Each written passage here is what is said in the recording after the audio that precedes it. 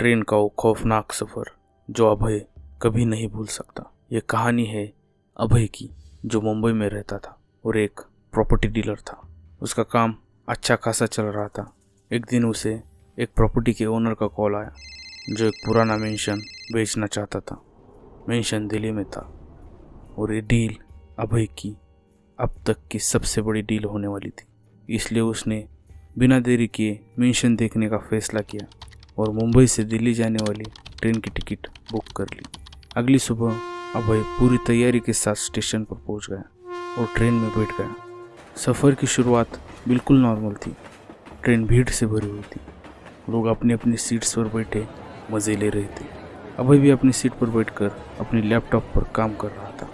तभी एक आदमी उसके सामने वाली सीट पर आकर बैठ गया।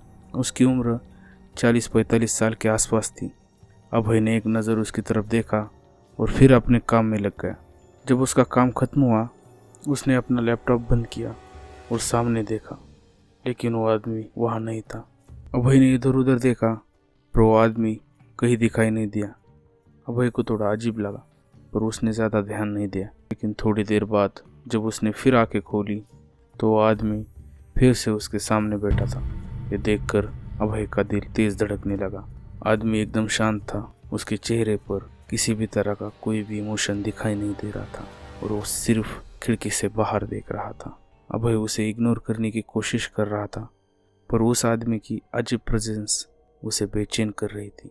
अभय ने आखिरकार हिम्मत करके उससे पूछा, भाई साहब, आप कहाँ जा रहे हैं? लेकिन उस आदमी ने अभय के सवाल का कोई भी जवाब नहीं दिया। थोड़ा घबरा कर अभय अपने हेडफोन लगाकर गाने सुनने लगा, लेकिन कुछ ही देर बाद उसके हेडफोन्स बंद हो गए और फ़ोन स्विच ऑफ हो गया। जब उसने आसपास देखा तो उसके होश उड़ गए। पूरी ट्रेन खाली हो चुकी थी और बुगी में अंधेरा छा गया था। जिस ट्रेन में अब तक भीड़ थी, उसमें अब सिर्फ वो अकेला था। उसका दिल ज़ोर ज़ोर से धड़कने लगा।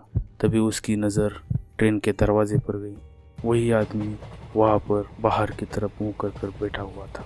ट्रेन अपनी पूरी स्पीड में थी, पर आदमी बिना घबराए दरवाजे पर बैठा रहा। अभय डर जरूर रहा था, लेकिन अभय हिम्मत करके उसके पास गया और धीरे से बोला, भाई साहब, ये ट्रेन में सब लोग कहाँ गए?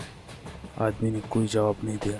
अभय ने उसके कंधे पर हाथ रखा तो जोर जोर से रोने लगा।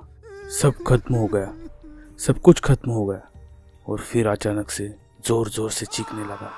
अभय की रूह कांप गई। वो आदमी उसे पकड़कर ट्रेन के दरवाजे से खींचने लगा। अभय ने जान बचाने के लिए जोर लगाया और उसे धक्का दे दिया। आदमी ट्रेन से नीचे गिर गया, लेकिन अभय की सांसें फूल गई थी। अब अभय थोड़ा शांत होने की कोशिश कर रहा था। तभी उसने अपनी सीट पर दो बच्चों को देखा, एक लड़का और एक लड़की। वो दोनों चॉकलेट के लिए लड़ रहे थे। ये देखकर अभय और ज्यादा हैरान हो गया। उसके मन में एक सवाल आया, ये बच्चे यहाँ कैसे आए? अभय सोचने लगा। उसने उनसे पूछा, बेटा, तुम्हारे मम्मी पापा कहाँ है? बच्चों ने उसकी तरफ अजीब तरीके से देखा और रोने लगे। तभी ट्रेन धीरे धीरे स्लो होने लगी और एक स्टेशन पर जाकर रुक गई। अभय ने सोचा कि स्टेशन पर उतर जाना ही उसके लिए बेहतर होगा, पर जैसे ही उसने उन बच्चों को अपने साथ चलने के लिए कहा, वो एक पल में गायब हो गए। अभय का दिमाग अब काम नहीं कर रहा था। जब अभय ने स्टेशन देखा तो वहाँ भी एक भी इंसान नहीं था। स्टेशन एकदम वीरान था। तभी उसकी नज़र एक बेंच पर बैठी एक औरत पर गई। उसने काली साड़ी पहनी हुई थी और उसके बाल उसके चेहरे को पूरी तरह से ढक रहे थे। डर के बावजूद अभय उसके पास गया और धीरे से बोला, बहन जी, क्या थोड़ा पानी मिल सकता है? औरत ने कोई जवाब नहीं दिया। फिर धीमे आवाज़ में बोली, मेरे बच्चे। अभय ने फिर पूछा, क्या कहा आपने? औरत ने अब गुस्से से चीख कर कहा, मेरे बच्चे मुझे लौटा दो। उसका आधा चेहरा कुचला हुआ था और खून से भरा हुआ था। अभय का दिल एक पल के लिए रुक सा गया। तभी ट्रेन चल पड़ी और अभय ने स्टेशन से भागने की कोशिश की, लेकिन उस औरत ने उसका हाथ पकड़ लिया। अभय ने जोर लगाकर हाथ छुड़ाया और ट्रेन की तरफ दौड़ गया। लेकिन जैसे ही ट्रेन के दरवाजे तक अभय पहुंचा और अभय ने ट्रेन में चढ़ने की कोशिश की, उसने देखा कि अंदर वही आदमी, औरत और वो दो बच्चे खड़े थे। उन्होंने अभय को ट्रेन से धक्का दे दिया और अभय वहीं पर बेहोश हो गया। सुबह जब अभय की आंखें खुली तो एक हॉस्पिटल में था। डॉक्टर उसके पास खड़े थे। उसने जो कुछ भी उसके साथ रात भर हुआ वो सब वहाँ पर बता दिया।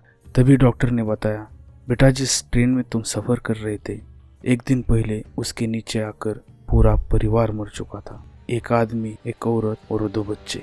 अभय ने जब इंटरनेट पर उस परिवार की तस्वीरें देखी तो उसके पैरों तले जमीन खिसक गई। वो वही लोग थे जो उस रात उसे मिले थे, और ये सोचकर उसके चेहरे का रंग सफ़ेद पड़ गया था।